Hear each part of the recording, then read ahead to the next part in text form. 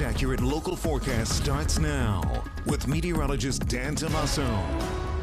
Right now, we just have dry weather in place, which is great for football games and going to football games as a fan. But, this should be starting to change over. I know I've heard some complaints on some sports talk radio about where's the crisp autumn air that you get used to during the football season. It really has only been fleeting when we've gotten it. And I think, again, the next cool down will be fairly short-lived before a big warm-up just ahead of the next cold front. But right now, we are ahead of the next cold front currently. High pressure right over top of us. We are seeing some showers and thunderstorms off to the west, but it's a very, very narrow line.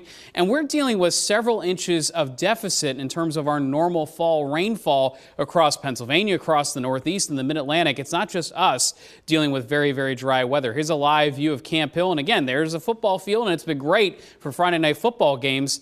But that chill still hasn't fully arrived. That's lasting here in the forecast. Here's Lidditz 2, seeing all the leaves turning color there. Awesome shot. The almanac, yesterday's high 79 degrees.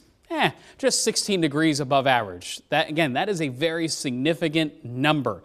And today will likely be warmer than that as we approach some low 80s in spots. The record for today, 83. I think that's going to be very hard officially to get, but some areas make it awfully close, including Lebanon.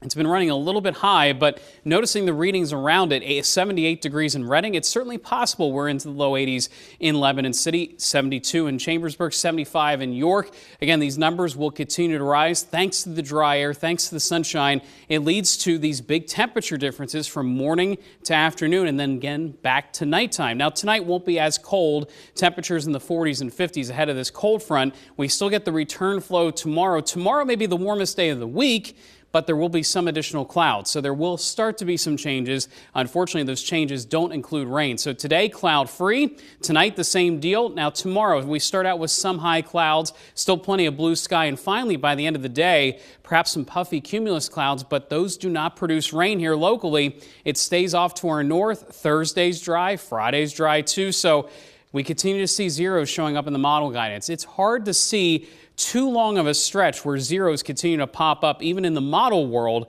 Again, that's trying to figure out where's their chance of rain. I think finally by the middle of next week, we do get a chance of rain around Halloween. But until that point, I already mentioned this, for trick-or-treating, Halloween Eve too, I think temperatures could soar again back into the 70s during the afternoon, and that would lead to some warmer nights. It's not a guarantee, but there are signs that we see this warm up starting by Tuesday of next week. It may be brief, but it certainly doesn't feel like the end of October coming up. Right, and that would be good news, though, for the trick-or-treaters. Right, absolutely. Although if your costume or outfit is heavier, it might be a little bit warm if that ends up being the case. Okay, well, take the it's good a with the bad. trade-off. Exactly. All right, Dan, thank you so much. We'll be right back.